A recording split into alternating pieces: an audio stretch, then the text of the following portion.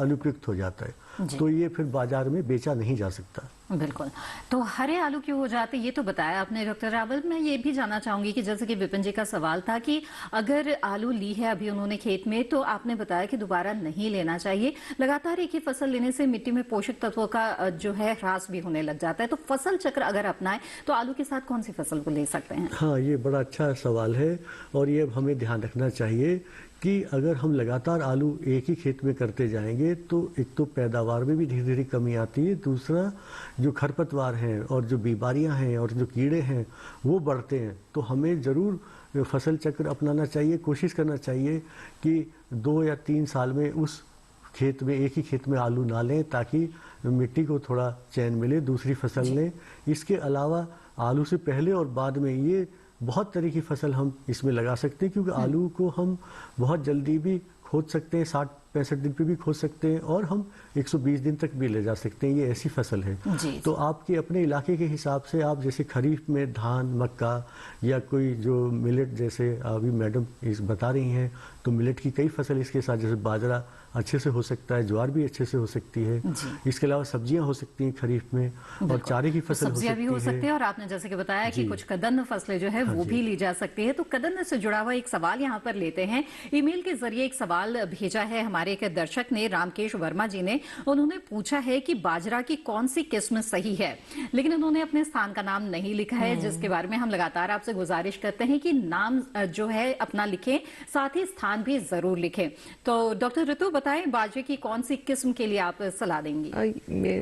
अगर हम किस्म की बात करें तो ये वैसे तो क्षेत्र के आधार पर ही होती हैं। जी बिल्कुल। पर कई किस्में ऐसी हैं, जैसे बाजरा की ज्वार लगा सकते हैं, क्योंकि कदन्य फसलें आपकी क्या है, मोटा अनाज इनको इसलिए बोला जाता है कि रफ एंड टफ है। मतलब आपको ज्यादा मशक्कत नहीं करनी है और आप पानी की कम आवश्यकता है आपको खेती में, आपको मिट्टी बहुत ज्यादा आपको वैसी नहीं चाहिए, तो इस जगह पे लगा सकते हैं। तो भारतीय कृषि अनुसंधान संस्थान की कई किस्में आपकी आ रही हैं, तो उनमें से कोई भी आप लेके चयन कर सकते हैं। और ये खरीफ में ही आपका लगाया जाता है बाजरा की। जी। तो जो भी आपकी किस्में खरीफ में उपलब्ध, वो आप अपने क्षेत्र में लगा सकते हैं। बिल्कुल। और अधिक जानकारी के लिए आप नजदीकी कृषि विज्ञान केंद्र से भी संपर्क कर सकते हैं। वो आपके क्षेत्र के अनुसार जो उचित किस्म है उसके बारे में भी आपको वहां से जानकारी मिल जाएगी। आगे बढ़ते हैं। इस वक्त हमारे साथ एक और कॉलर जुड़ गए हैं, उनका सवाल लेते हैं। राजेंद्र सिंह जी सागर मध्य प्रदेश से हमारे साथ जुड़े हुए हैं।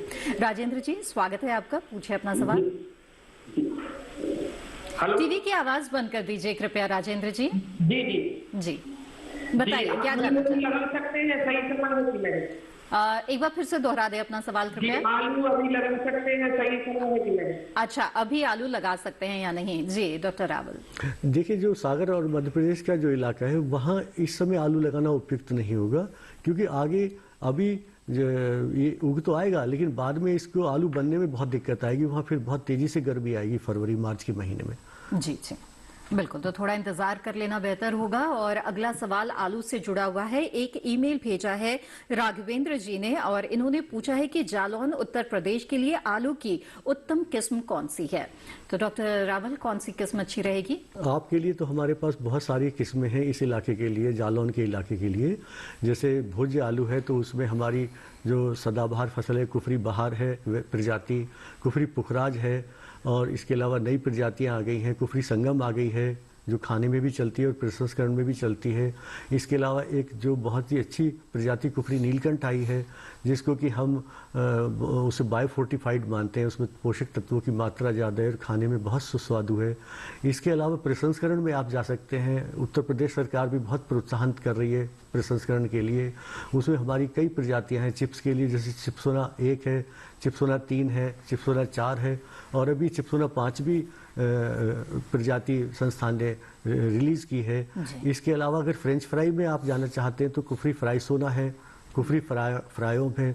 तो कम से कम 7 प्रजातियां ऐसी हैं जो प्रसंस्करण में आप लोग जा सकते हैं। अपने स्थानीय स्तर पे भी आप प्रसंस्करण कर सकते हैं, और जो बड़े प्रसंस्करण उद्योग हैं उनके लिए भी आप इस तरह का आलू पैदा कर सकते हैं। बिल्कुल, तो राघवेंद्र जी देख लीजिए कि उद्देश्य क्या है। आलू खाने के लिए सीधे आप उगाना चाहते हैं या प्रसंस्करण के लिए उगाना चाहते हैं, उसी के अनुसार आप किस्मों का चुनाव अपने क्षेत्र के लिए कर सकते हैं। इसी के साथ हेलो किसान कार्यक्रम में वक्त हो गया है एक छोटे से ब्रेक का। हम जल्द हाजिर होंगे, आप बने रहें दूरदर्शन किसान पर।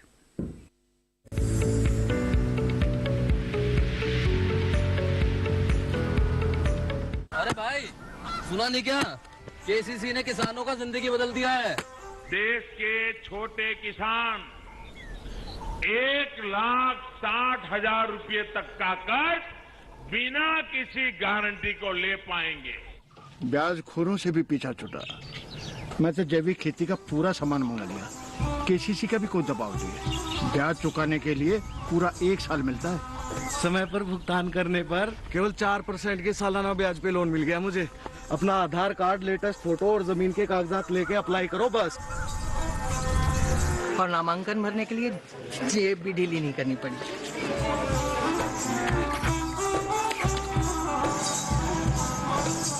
चाचा, उधार चुकाने के 24 घंटे के बाद उतने ही पैसे वापस निकाल सकते हैं। केसीसी ने किसानों की जिंदगी वाकई बदल दी है। तो आप भी किसान क्रेडिट कार्ड अपनाएं और सहजता से ऋण पाएं।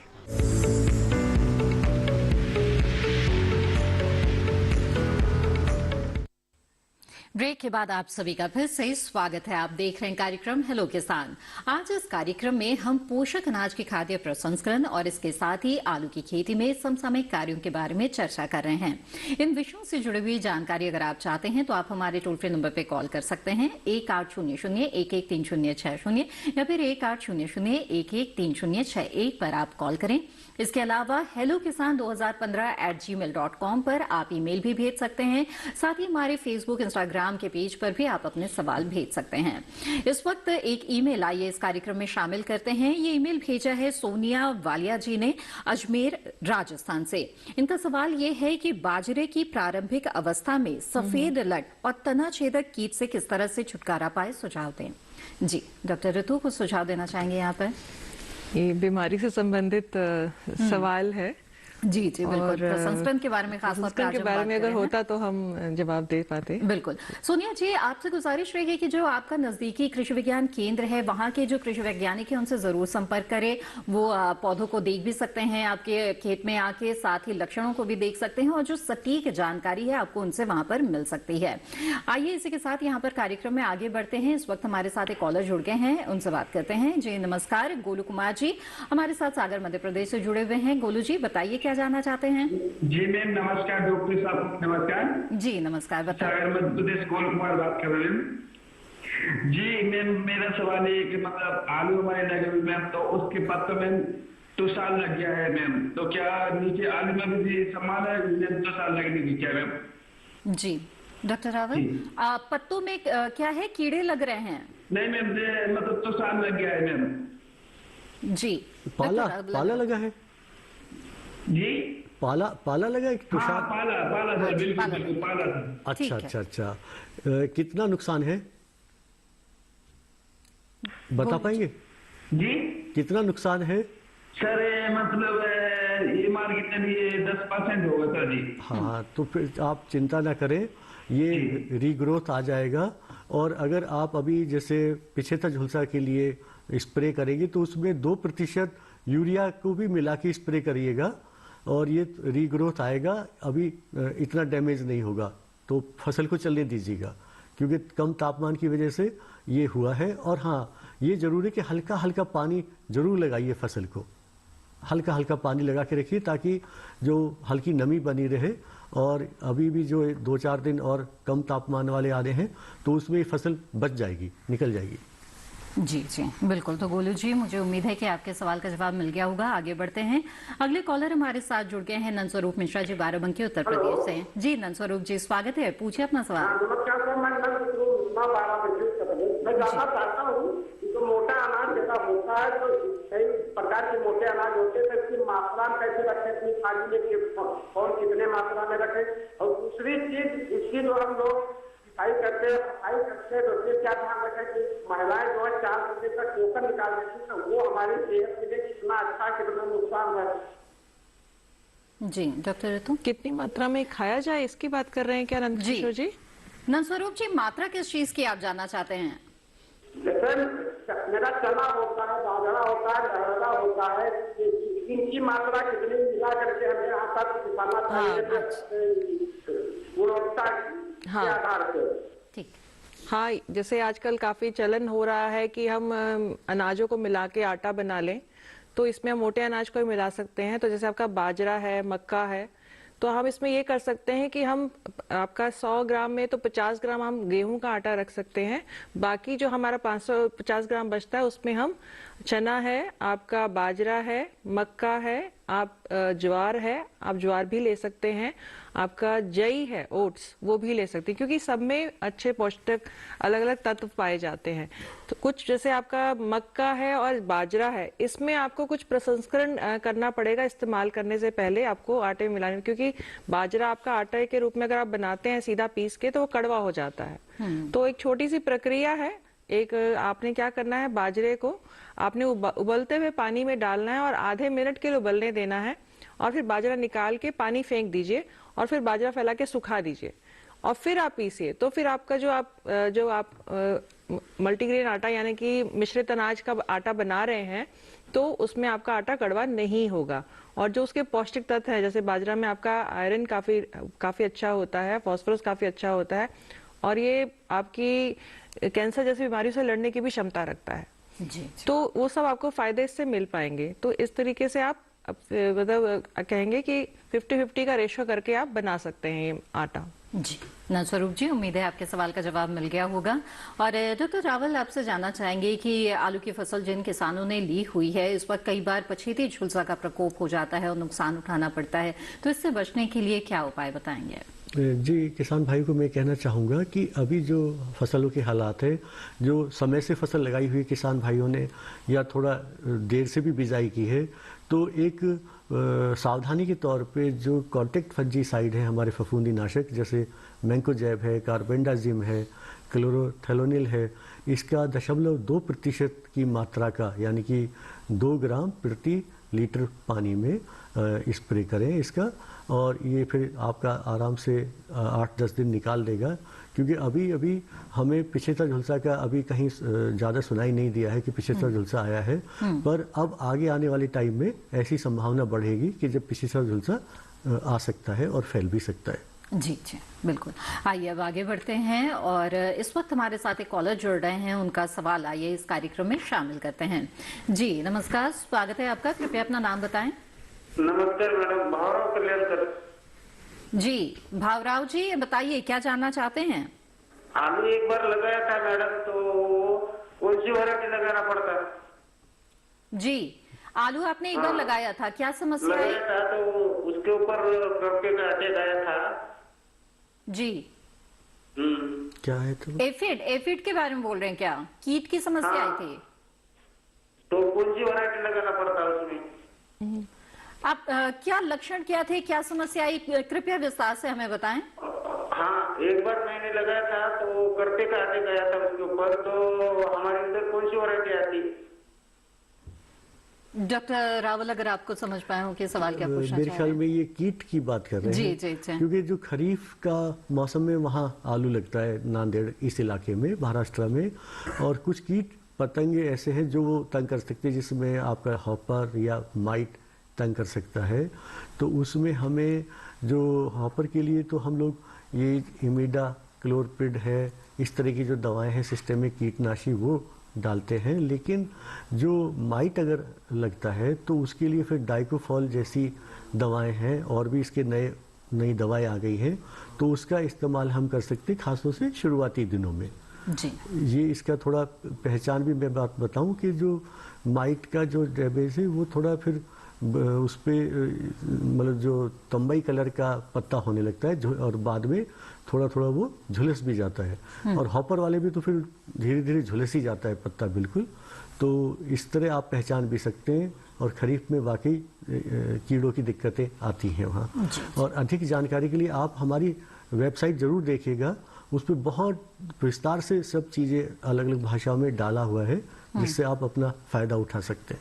जी जी बिल्कुल। आइए अब आगे बढ़ते हैं और भावराज जी, मुझे उम्मीद है आपके सवाल का जवाब मिल गया होगा। डॉक्टर रितु, आपसे समझना चाहेंगे, कदन्न के बारे में हम चर्चा करें, जिससे मोटा अनाज या पोषक अनाज, मिलेट्स, कुछ भी हम कह लें।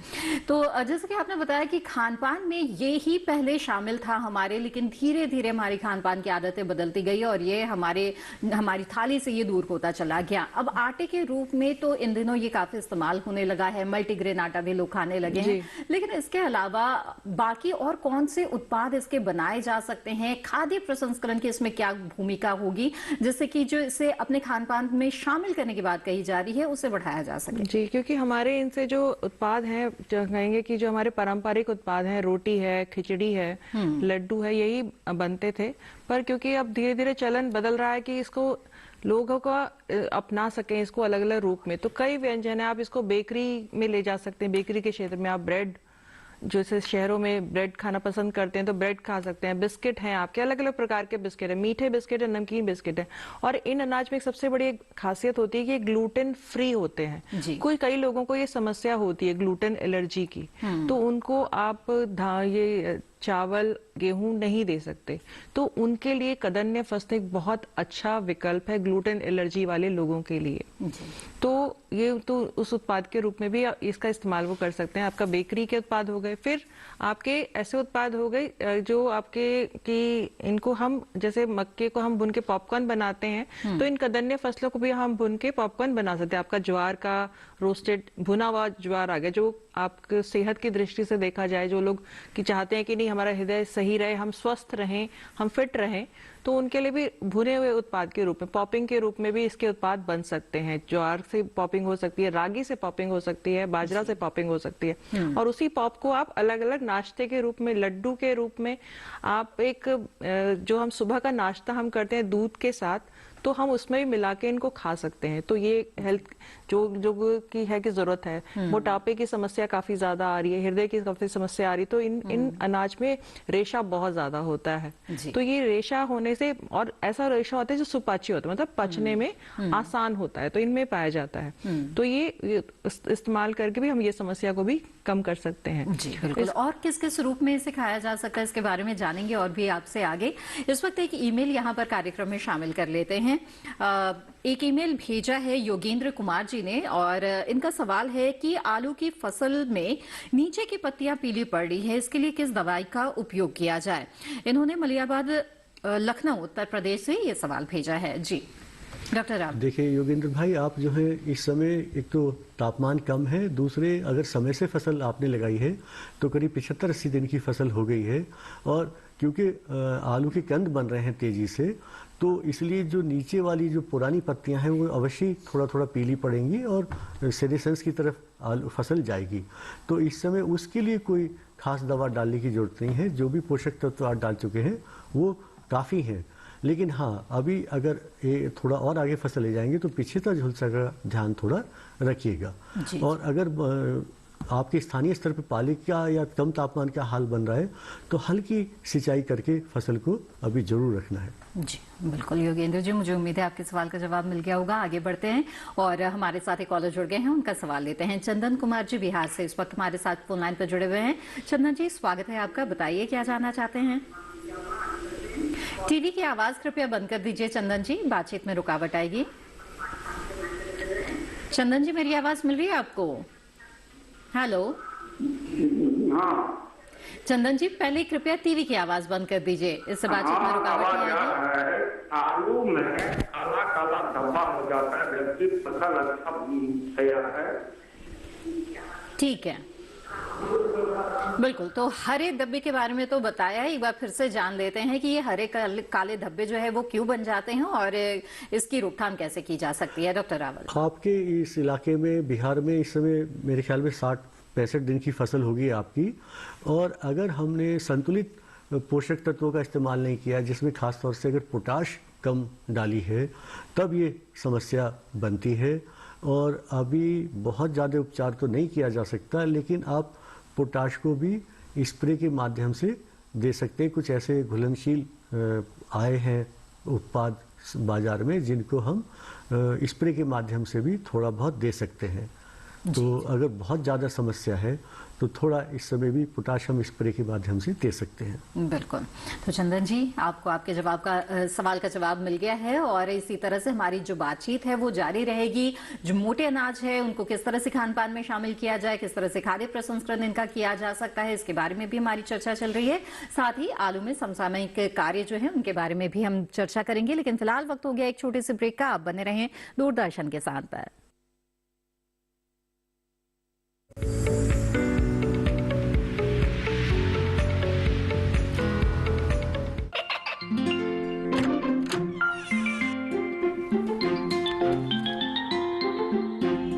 रहा है? काशवी, इतने कम मार्क्स? काशू, बेटा पढ़ा करो, पढ़ोगी नहीं तो आगे कैसे बढ़ोगी? मम्मा, मैं भी तो आपसे यही कहना चाहती हूँ, पढ़ा करो। आप पढ़ोगे नहीं तो आगे कैसे बढ़ोगे? मतलब? वो देखो। सिर्फ बैक पर छपा ऑर्गेनिक नहीं, ऑर्गेनिक का निशान पहचानिए। पीजीएस ऑर्गेनिक का ये लोगो उन किसानों की पहचान है जो आज भी परंपरागत विधि से रसायन मुक्त खेती कर आपके लिए शुद्ध फसल उपजा रहे हैं। अब समझे मम्मा, अगर मैं प्योर ऑर्गेनिक फूड नहीं खाऊंगी तो अच्छे मार्क्स कहाँ से लाऊंगी? अच्छा बच्चों, जैविक खेती की इस मुहिम को आगे बढ़ाइए, शुद्ध ऑर्गेनिक अपनाइए।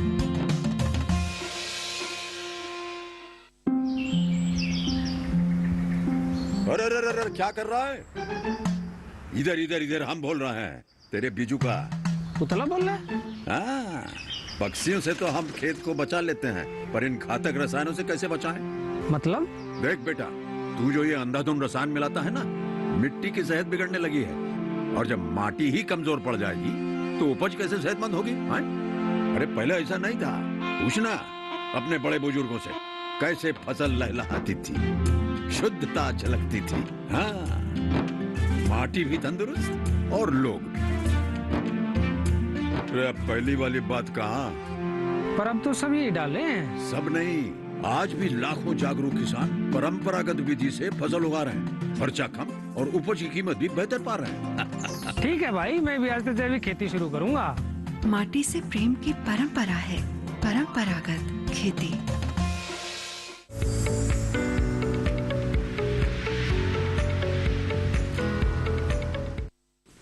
ब्रेक के बाद आप सभी का फिर से स्वागत है। आप देख रहे हैं कार्यक्रम हेलो किसान। आज इस कार्यक्रम में हम आलू में समसामयिक कार्य, इसके साथ ही पोषक अनाज के खाद्य प्रसंस्करण के विषय पर विस्तार से चर्चा कर रहे हैं। इन विषयों के बारे में जानकारी चाहते हैं तो आप हमारे टोल फ्री नंबर पर कॉल कर सकते हैं 1800-113060 या फिर 1800-113061 पर। इसके अलावा हेलो किसान 2015@gmail.com पर भी आप ईमेल के जरिए अपने सवाल हम तक पहुंचा सकते हैं। इस बातचीत को आइए यहाँ पर आगे बढ़ाते हैं और डॉक्टर ऋतु, आपसे जानना चाहेंगे कि आपने बताया कि किस तरह से इसे जो मिलेट्स हैं इन्हें हम अपने खान पान में शामिल कर सकते हैं और कुछ उत्पाद भी इसके तैयार किए जाते हैं। तो ऐसे में जब हम देख रहे हैं, हमने रिपोर्ट में भी देखा कि किस तरह से न सिर्फ इसका उत्पादन बढ़ रहा है कदन्न का, बल्कि जो खपत है वो भी बढ़ रही है, यानी कि लोग अब इसे पसंद कर रहे हैं। तो जाहिर तौर पर जो किसान है वो इसके प्रसंस्करण से जुड़ सकते हैं और अच्छा मुनाफा कमा सकते हैं। तो ऐसे में अगर कोई किसान शुरुआत करना चाहे तो उन्हें किस तरह से इसकी शुरुआत करनी चाहिए? देखिए, जो भी उनके क्षेत्र में ऐसी फसल लें कदने जो वहाँ पे उनके क्षेत्र में आसानी से हो सकती है, चाहे बाजरा हो, ज्वार हो, रागी हो, आपका कोदो हो, कोई फसल अपना वही लें, क्योंकि कच्चा माल आपके कोई भी उद्योग को शुरू करने के लिए कच्चा माल आपके आसपास होना चाहिए। और उसके बाद आता है कि प्रसंस्करण, यानी कि उनका उत्पाद आप क्या क्या बना सकते हैं। तो उसके लिए आपको जरूरत है प्रशिक्षण की, एक ट्रेनिंग की, क्योंकि इनका प्रसंस्करण की विधि कैसी है, आपको आटे के रूप में कैसे बनाना है, आपको अगर पॉपिंग करके प्रोडक्ट बनाना है तो कैसे बनाना है, और प्रोडक्ट उत्पाद बनाने से पहले कुछ प्रक्रियाएं होती हैं जिनमें इनको, जैसे हमने बाजरे के बारे में बताया था कि आपको बाजरे के सही पोषक तत्व नहीं मिलते अगर हम ये प्रक्रिया नहीं करेंगे, उबालने वाली जिसको हम ब्लांचिंग कहते हैं। तो वो भी आपको प्रशिक्षण के दौरान उसकी जानकारी मिलेगी। नजदीकी आपके क्षेत्र में जो भी कोई कृषि विज्ञान केंद्र हो या कृषि विश्वविद्यालय हो, कृषि संबंधित संस्थान हो, भारतीय कृषि अनुसंधान परिषद ने तो इसका एक संस्थान ही बनाया हुआ है कदन्य फसलों का, जो कि हैदराबाद में है, और जो पूरा इस पे काम करता है। उनकी किस्में वहाँ पे आपको सारी उनके पास हर क्षेत्र के लिए उपलब्ध होती हैं। वहाँ से आप प्रसंस्करण क्रिया ले सकते हैं। और उसके अलावा आप नजदीकी, आप दूर ना जाएं, आप कृषि विज्ञान केंद्र से ही संपर्क कर लें, तो आप वहीं से आपको प्रशिक्षण मिल जाएगा प्रसंस्करण के बारे में। नहीं तो आपको उन संस्थान से जोड़ देंगे ताकि आप वहां जाके प्रशिक्षण लें। और काम करने के लिए जो आपको वो भी बताते हैं प्रशिक्षण में, हम भी अपने प्रशिक्षण में बताते हैं कि आपने प्रसंस्करण सीख लिया पर आपने काम करना है तो उसके लिए आपको पैसा चाहिए, तो वो ऋण आपको कैसे मिल सकता है, सरकार की कौन कौन सी योजनाएं हैं इस व्यवसाय को शुरू करने से लेकर व्यवसाय को चलाने के लिए, ये तमाम बातें प्रशिक्षण के जरिए आप जान सकते हैं। तभी इसके व्यवसाय की आप शुरुआत करें प्रशिक्षण लेकर। बातचीत को यहाँ पर आगे बढ़ाएंगे, लेकिन इस वक्त हमारे साथ एक कॉलर जुड़ गए हैं, उनका सवाल यहाँ पर ले लेते हैं। सूरज प्रकाश जी इस वक्त हरियाणा से हमारे साथ फोन लाइन पर जुड़ गए हैं। सूरज जी, स्वागत है आपका, पूछे अपना सवाल। हाँ जी, आलू के बारे में पूछना था। जैसे आलू की फसल को 75 दिन हो गए हैं, ठीक है, तो अब इसमें मतलब इसको कब इसको निकाला जाए कि जिससे कि आलू का साइज भी ठीक हो जी। और क्या एक पानी अभी दिया जाए? वैसे अगले हफ्ते में थोड़ा बारिश का भी जैसे बता रहे हैं, ठीक है, तो इसको कैसे किया? जी जी जी। डॉक्टर रावल। सूरज भाई कौन सी प्रजाति ले रहे हैं आलू की वहाँ? सूरज जी, हमारी आवाज मिल रही है आपको? लग रहा हमारा कोई बात नहीं, लेकिन आपका जैसे 75 दिन की फसल हो गई है, अगर खेत में नमी है तो अभी, और क्योंकि आपका जो पहाड़ से लगता हुआ इलाका है, तो आप अभी पानी ना लगाए अगर खेत में नमी है, क्योंकि वाकई अगले 7-8 दिनों में बारिश की संभावना बनी हुई है इन इलाकों में। और दूसरा ये है कि अभी इस फसल को चलने दें, क्योंकि कम से कम 90-100 दिन तक तो ये फसल चलने वाली है, और अब ये बहुत तेजी से आलू के कंद बढ़ेंगे और पैदा बढ़ेगी, तो अभी इसे चलने दें। और जो भी प्रजाति आप ले रहे हैं, चाहे खाने वाली प्रजाति है जैसे आपके इलाके में पुखराज चलती है, या प्रसंस्करण में चिप्सुरावन प्रजाति है आपके यहाँ चलती है, तो उसमें अभी धीरे धीरे खुद ही फसल जो है पकने की तरफ आएगी, जब पत्ते खुद ही हल्के हल्के पीले पड़ते चले जाएंगे। और उससे पहले आप जो है कम से कम मैं ये कहूँगा कि इसके बाद आप पानी ना दें। इस एक हफ्ते के बाद जब आप पानी दे दें तो उसके बाद पानी ना दें, क्योंकि उसी नमी में ये थोड़ा खाल भी पकती चली जाएगी। और फिर आप जो है अगर ये खाने वाली फसल है तो लगभग 90-100 दिन पे आप उसके हाम काटेंगे, और अगर आपकी ये प्रसंस्करण वाली है तो उसके जो हाम जो है आप करीब 110 दिन पे काटेंगे। हाँ, अगर बीज वाला आप आलू कर रहे हैं तो उसमें अब बिल्कुल टाइम आ गया है। अब आप आखिर में उसकी एक बार जो है विजातीय या रोग जनित जितने पौधे हैं आलू के कंदों समेत निकाल दें। आलू का कंद भी अब खेत में की मिट्टी में न छोड़ें, नहीं तो वो अगले बीज में मिल जाएगा। और इसके अलावा अब जो है ये टाइम आ गया है कि आप उसके हाम पत्ते जरूर काट दें, और उसको 15-20 दिन के लिए खाल पकने के लिए आलू को अभी मिट्टी में छोड़ दें, फिर फरवरी माह में आप उसकी खुदाई करें। जी बिल्कुल। तो सूरज जी, जाना आपने कि बारिश होने वाली है अगर आपके इलाके में, तो इस वक्त सिंचाई की जरूरत नहीं है, और इसकी खुदाई कब कर सकते हैं, साथ ही इस बीच में समसामयिक कार्य आपको किस तरह से करने चाहिए। आलू से जुड़ा हुआ एक ईमेल भी आया है मोहम्मद अलीमुद्दीन खान जी का, और डॉक्टर रावल इन्होंने पूछा है कि आलू की जैविक खेती करने के लिए जो अच्छी किस्म है वो कौन सी होगी। हाँ, संस्थान ने अच्छा कार्य किया है पिछले 10 साल में जैविक खेती के लिए, और खाने वाली जो हमारी प्रजातियां हैं उसमें ख्याति, मोहन और गंगा अच्छा उत्पादन उसमें मिलता है। करीब 300 क्विंटल प्रति हेक्टेयर का उत्पादन हम आराम से जैविक खेती में उसमें ले सकते हैं। और इसी तरह जो हमारी प्रसंस्करण की प्रजातियां हैं तो उसमें हमारी ये फ्राई सोना, फ्रायोम और चिप्सोना 3 अच्छा उत्पादन दे रही हैं। और प्रसंस्करण का जो ग्रेड होता है जो वो करीब इसमें 250 क्विंटल का ग्रेड हमें प्रसंस्करण का मिल जाता है। जी जी बिल्कुल। आइए अब आगे बढ़ते हैं, और डॉक्टर ऋतु आपसे जानना चाहेंगे कि जैसा आपने बताया कि अगर जो कदन्न है इसके खाद्य प्रसंस्करण के व्यवसाय से जुड़ना चाहते हैं तो पहले उन्हें प्रशिक्षण ले लेना चाहिए। इसके बाद बात आती है पूंजी की, क्योंकि इसमें कई तरह के जो मशीनों की आवश्यकता पड़ती है और इस व्यवसाय को खड़ा करने के लिए निवेश करना पड़ता है। तो ऐसे में किस तरह की योजनाएं सरकार के पास है जिनका लाभ ले सकते हैं हमारे किसान? देखिए, हमारा एक खाद्य प्रसंस्करण मंत्रालय है भारत सरकार का, तो वहाँ से उनकी भी योजनाएं हैं जिससे फायदा उठा सकते हैं। फिर अगर छोटे स्तर पर आप जाना चाहते हैं तो प्रधानमंत्री रोजगार सृजन योजना है खाद्य विलेज कमीशन की। उस योजना के तहत आपको अपना बना के देना है कि हम क्या काम करना चाहते हैं। अगर मान लीजिए आप बेकरी ही लगाना चाहते हैं तो बेकरी के लिए आपको जैसे ओवन है, आपको आटा मिक्सर मशीन चाहिए, कटर चाहिए, पैकिंग के लिए चाहिए, तो ये सब आपको उसमें देना होगा। और फिर आपका उसमें आपको लोन मिल जाता है, जिसमें आपकी जो खादी ग्राम की जो योजना है ग्रामीण क्षेत्रों के लिए 35% तक रियायत मिल जाती है और शहरी क्षेत्रों में 30% रियायत मिल जाती है। तो इन योजनाओं का लाभ उठा के आप अपना काम शुरू कर सकते हैं। जी बिल्कुल। आइए अब आगे बढ़ते हैं। इस वक्त हमारे साथ एक कॉलर जुड़ गए हैं, उनका सवाल लेते हैं। आनंद प्रताप सिंह जी इस वक्त गोंडा उत्तर प्रदेश से हमारे साथ जुड़े हुए हैं। आनंद जी, स्वागत है आपका, पूछिए अपना सवाल। नमस्कार मैम जी, हम ये जानना चाहते हैं कि आलू में झुलसा रोग का प्रारंभिक लक्षण दिख रहा है, इससे बचाव के लिए क्या करें? और दूसरी बात ये है कि आलू खुदाई करने का सही विशेष समय क्या है, इसके बारे में थोड़ा जानकारी दे दीजिए। ठीक है डॉक्टर। हाँ, अगर आपके यहाँ झुलसा आ गया है जैसा कि आप बता रहे हैं तो उसका सबसे पहले तो आपको पहचान होनी चाहिए कि सुबह के टाइम आप खेत में जाइए और अगर कहीं धब्बे, काले धब्बे पत्तों पे दिखाई दे रहे हैं या तनों पे दिखाई दे रहे हैं ब्राउन से धब्बे, तो आप उसका पत्ता पलट के देखिए और उसको आपको ना कपास जैसा फैलाव दिखेगा फंगस का, तो ये फिर पक्का झुलसा है। और इस समय फिर अगर झुलसा आ गया तो फिर आप जो है सिस्टेमिक फफूंदी नाशक डालेंगे, जैसे फिनामिडान युक्त या साइमोक्सानिल युक्त या डायमेथोमार युक्त, और उसको 0.3% की मात्रा से अच्छी तरह छिड़काव करेंगे ताकि पूरे पत्तों पे अच्छी तरह दवा पड़े ऊपर नीचे।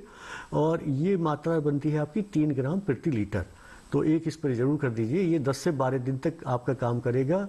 और अगर फसल अभी उसके आगे भी चलानी है तो एक स्प्रे फिर आप जरूर और करिएगा, तो 1 से 2 स्प्रे में काम हो जाएगा।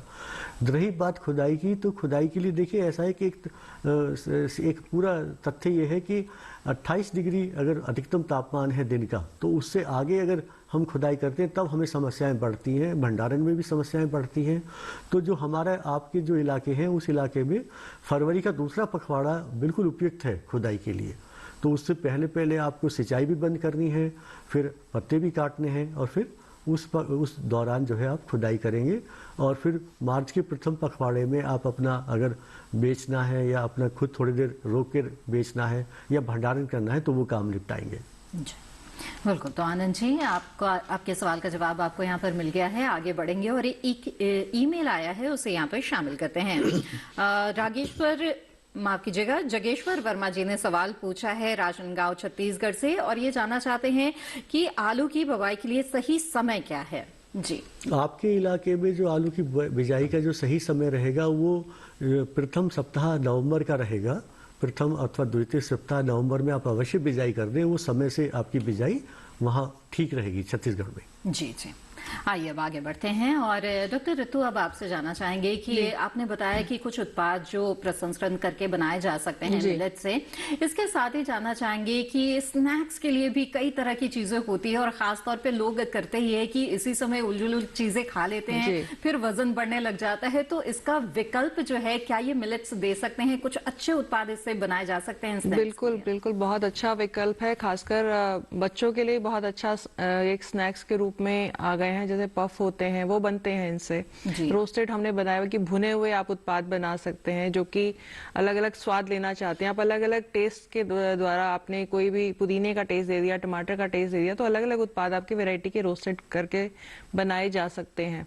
और जैसे मैंने बताया कि पॉपकॉर्न हमने कर दिया, तो मीठे उत्पाद ही बना सकते हैं आप इसको। ब्रेकफास्ट सीरियल के रूप में भी आ रहा है आपका, जैसे बार होता है, जैसे एनर्जी बार होता है, प्रोटीन बार होता है, तो वो भी आपके इससे बन सकते हैं और बन रहे हैं। हमारे कई ऐसे उद्यमी हैं जो शुरू कर रहे हैं, धीरे धीरे इस चीज में आ रहे हैं कि जैसे हमारे यहाँ बाजरा बिस्किट की इकाई लगी हुई है, तो उनके यहाँ ये था कि बच्चे जो है बिस्किट नहीं खाते थे, तो उन्होंने चॉकलेट डाल के वो बिस्किट बनाए बाजरा के।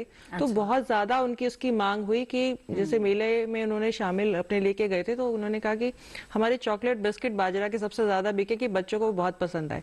तो इस तरीके से कई आप वो कर सकते हैं उत्पाद के रूप में इनके मिलेट्स का। बिल्कुल। तो कई जो हेल्दी ऑप्शंस है वो दिए जा सकते हैं उपभोक्ताओं को, और इससे जो मांग है वो और भी ज्यादा बढ़ रही है। आगे बढ़ते हैं, एक कॉलर हमारे साथ जुड़ गए हैं, उनका सवाल लेते हैं। रामनयन जी जिंद हरियाणा से इस वक्त हमारे साथ फोन लाइन पर हैं। जी रामनयन जी, स्वागत है आपका, पूछे अपना सवाल। जी रामनयन जी, मेरी आवाज मिल रही है आपको? हाँ जी, सुन लीजिए जी। टीवी की आवाज बंद रखिएगा, बताइए क्या जानना चाहते हैं? जी मैं ये पूछा था कि जो आलू की किस्में है ना जी, ठीक है, तो अभी हमारे यहाँ जिन हरियाणा बहुत कम हो रही है, तो मेरा सवाल ये था डॉक्टर साहब से कि कौन से महीने में सही रहेगा लगाना और निकालना? ठीक है। राम जी, आपके यहाँ तो बड़ा अच्छा एरिया है और आप जो है समय से आलू लगा सकते हैं। जैसे अक्टूबर का प्रथम पखवाड़ा है, उसमें आप समय से बिजाई कर सकते हैं, आप बीज का उत्पादन भी कर सकते हैं, आप भोज्य फसल का भी कर सकते हैं, और आप प्रसंस्करण के लिए भी आलू उगा सकते हैं। और जैसा कि अभी पहले एक किसान भाई ने पूछा था, तो उसी तरह मैं बताना चाहूँगा कि अनेकों किस्में हैं। अगर आपको जल्दी मार्केट में आलू बेचना है 60-65 दिन का करके, तो पुखराज अच्छी किस्म है, मोहन अच्छी किस्म है हमारी। फिर अगर एक खाने वाली फसलें लेनी है तो संगम है, बहार है, ये अच्छी प्रजातियां हैं हमारी। और अगेता भी आप लगा सकते हैं, तो उसमें कुफरी, सूर्या, कुफरी किरण प्रजाति है हमारी। और प्रसंस्करण में अगर आप जाएंगे तो चिप्सोना 1, 3, 4 और 5 हमारी हैं चिप्स के लिए। और जो फ्राइज बनाते हैं फ्रेंच फ्राई वगैरह, तो उसके लिए हमारी फ्राइसोना और फ्राइम प्रजाति है। तो आप और आप दिल्ली के नज़दीक भी बैठे हैं, तो इस तरह के बहुत सारे लोग अब रॉ मटेरियल खरीदते हैं, छोटे जो प्रसंस्करण उद्योग वाले भी खरीदते हैं, तो प्रसंस्करण वाली प्रजातियों पर भी आप जा सकते हैं। और अधिक जानकारी के लिए आप हमारी वेबसाइट जरूर देखिए। CPRI की वेबसाइट पे बहुत चीज़ें हिंदी में ऐसी पड़ी हैं जो आप आराम से पढ़ के और लाभ ले सकते हैं। जी, आइए आगे बढ़ते हैं। और डॉक्टर रावल, आलू से ही जुड़ा हुआ एक और ईमेल आया है जो भेजा है प्रतीक जी ने बुरहानपुर मध्य प्रदेश से।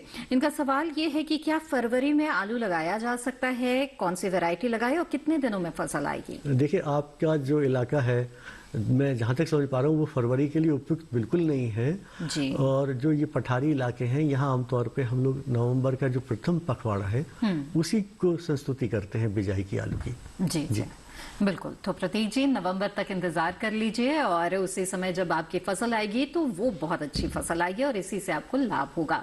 आगे बढ़ते हैं और डॉक्टर ऋतु, आपसे जानना चाहेंगे कि जो किसान हैं जो कि मिलेट्स के खाद्य प्रसंस्करण से जुड़ना चाहते हैं, उन्हें किन बातों का ध्यान रखना चाहिए ताकि सफलता हाथ लगे? जी, जैसे बताया कि आपने एक तो सबसे पहले बाजार, कोई भी आपने उद्योग शुरू करना है प्रसंस्करण से जुड़ा, बाजार यानी कि मांग, हमें मांग बनानी है। तो मांग करने के लिए आप ये कि रोजमर्रा में जैसे आप मल्टीग्रेन आटा ही आप बेसिक से ही शुरू करें कि हम लोग गेहूं का आटा तो सभी खरीद रहे हैं, पर एक ऐसा आटा जिसमें आपका गेहूं, ज्वार, बाजरा, ये सब हो, रागी हो, तो ऐसा आटा आपको जल्दी से मिलेगा नहीं बाजार में। और आटा रोटी ऐसी चीज है कि हर घर में उपयोग होती है, तो हमें ऐसे उत्पाद का ध्यान रखना है कि जो रोजमर्रा की जिंदगी में लोगों के परिवार खाने में शामिल हो। तो आपने ये चुनाव कर लिया और फिर आपने उसके बाद इस पे आपने प्रशिक्षण लेना है, जानकारी लेनी है, ताकि आप किसी को बाजार करने में आप बता सके कि मैं ये अगर आटा दे रहा हूँ तो इसमें हम कितना प्रोटीन दे रहे हैं, कितना आयरन दे रहे हैं, कितना जिंक दे रहे हैं, कि स्वास्थ्य की दृष्टि से ये कितना बेहतर है अन्य आटों से। जी, तो इस तरीके से आपको जानना होगा और आपको ये जानकारी आपको मिल जाएगी जहां भी आप प्रशिक्षण ले रहे हैं, जिस भी कृषि विज्ञान केंद्र या विश्वविद्यालय से आप ले रहे हैं, वहां आपको जानकारी पूरी मिल जाएगी, उनके पूरी पोषक जानकारी। फिर आपको कहाँ से लेना है, उन क्षेत्रों से जहाँ पे आप, जहाँ हमारे किसान उगा रहे हैं उन्हीं से ले, ताकि एक उनको बाजार भी मिल जाए बेचने का, और वही हमने जो उगाया है वही उसी से लेके हमने प्रसंस्करण किया और फिर उत्पाद बेचा, तो एक जो हमारा उगाने वाला किसान है उसको भी फायदा है और हमारे जो बनाने वाला उसको भी फायदा है, और जो हमारे उपभोक्ता हैं उनको भी एक अच्छा उत्पाद मिल रहा है कि संतुष्टि से कि नहीं हमारे खेतों से ही आया हुआ है बन के। तो इन छोटी छोटी बातों का ध्यान रखकर आप सफलता हासिल कर सकते हैं जो पोषक अनाज है उनके खाद्य प्रसंस्करण से। इस विषय पर हमारी बातचीत जारी रहेगी, साथ ही आलू की खेती के बारे में भी हम यहाँ पर चर्चा कर रहे हैं। इनके बारे में आप सवाल पूछ सकते हैं हमारे टोल फ्री नंबर या फिर ईमेल के जरिए। लेकिन फिलहाल वक्त हो गया एक छोटे से ब्रेक का, जल्द हाजिर होंगे। आप बने रहें दूरदर्शन किसान पर।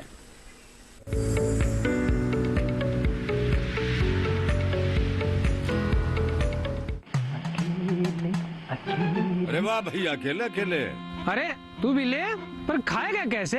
मैं ऑर्गेनिक खेती की बात कर रहा रे बेटे। अकेले अकेले खेती कब तक करेगा?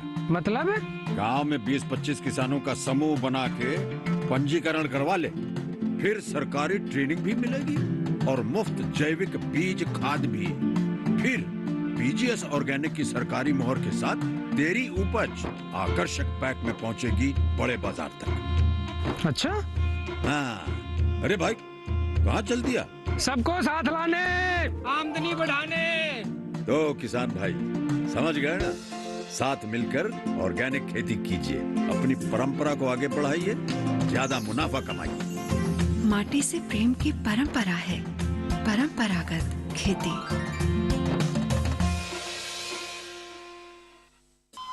अरे सुन तो। मुझे क्या सुनाना चाहते हो? जो सुनाओ मेरी सौतन को। किसको? अरे वही तुम्हारा मोबाइल फोन जिससे सुबह शाम दिन रात चिपके रहते थे और कहते थे किसान कॉल सेंटर से बातें हो रही हैं। अच्छा ये बात है। हाँ, क्यों? क्या हुआ? अब बात नहीं होती क्या? अब तो झट से बात हो जाती है। ऐसा क्या? हाँ, अब तो ज्यादा लाइनें और खास तकनीक के कारण खेती के माहिरों से तुरंत बात हो जाती है। और अगर कभी लाइन व्यस्त हो तो अपनी समस्या फोन पर रिकॉर्ड करा दो, वहाँ से फोन आ जाता है और समस्या की हल का मैसेज भी आ जाता है। ये देखो आ गया। अरे वाह, इसका मतलब इंतजार की घड़ी अब खत्म। हाँ। तभी मैं सोचूं कि आजकल मुझ पर इतना प्यार क्यों आ रहा है। कृषि संबंधी समस्याओं का अपनी भाषा में तुरंत हल पाने के लिए पूरे भारत में किसी भी फोन से हेल्पलाइन नंबर पर संपर्क करें। किसानों का दोस्त किसान कॉल सेंटर।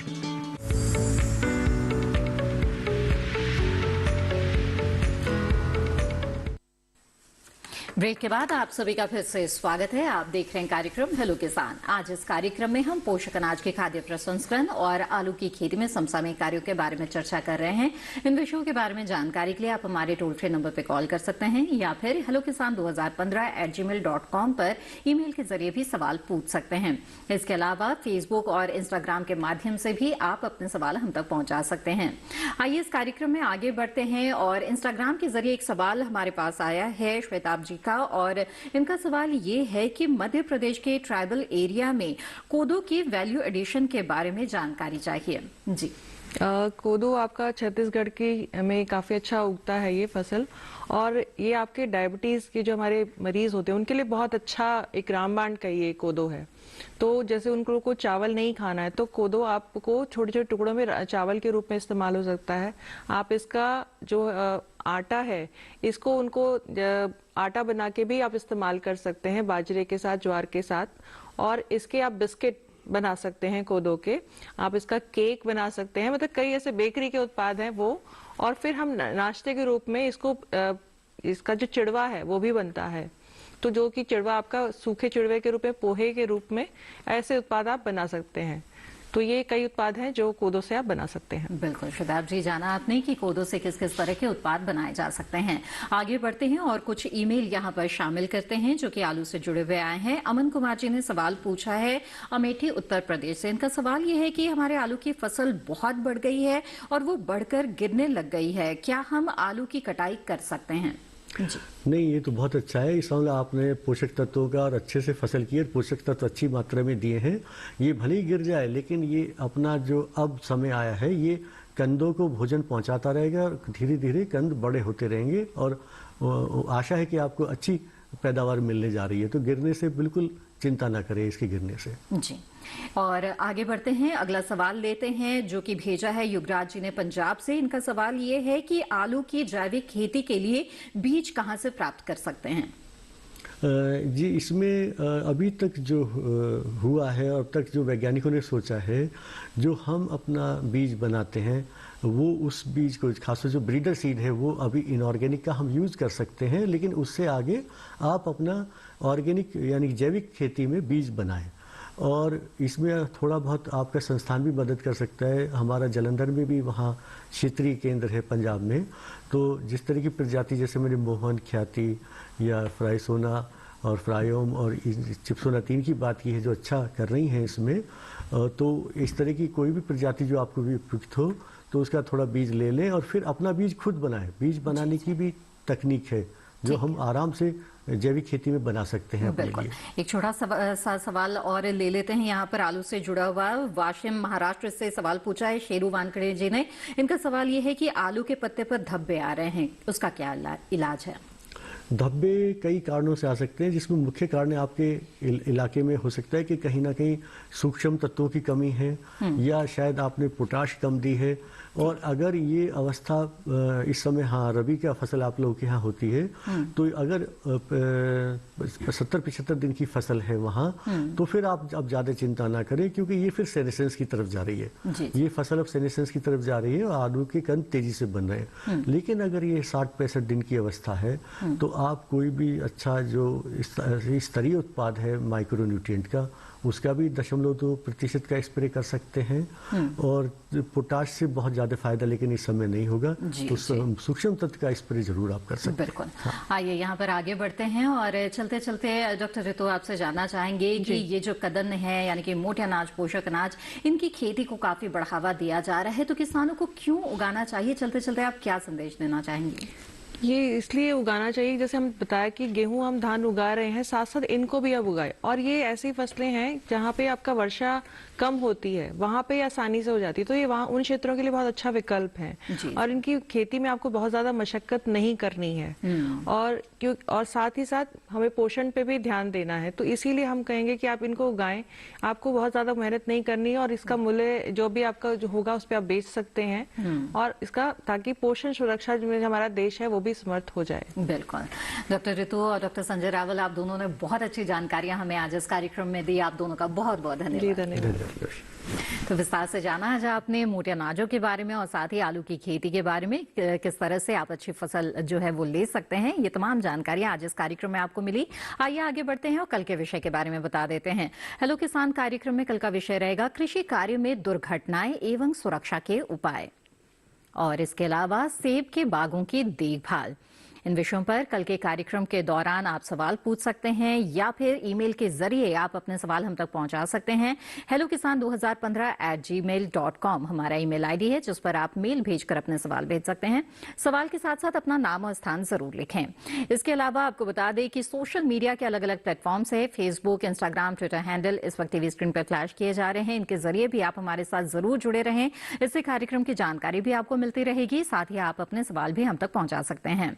आपको बता दें कि हेलो किसान के कॉल सेंटर नंबर पर भी आप कॉल कर सकते हैं। हमारा टोल फ्री नंबर है 1800-113060। सोमवार से शनिवार सुबह 6 बजे से रात 10 बजे के बीच कॉल करके आप अपने सवाल दर्ज करा सकते हैं। हेलो किसान कार्यक्रम को आप दूरदर्शन किसान के यूट्यूब चैनल पर भी देख सकते हैं। इस पूरे कार्यक्रम को दोबारा देखने के लिए टीवी स्क्रीन पर दिखाए जा रहे इस QR कोड को स्कैन करें। इसी के साथ हेलो किसान की आज की कड़ी में बस इतना ही। फिर हाजिर होंगे लेकर महत्वपूर्ण जानकारियां। तब तक के लिए दीजिए इजाजत। आप बने रहें दूरदर्शन किसान पर। नमस्कार।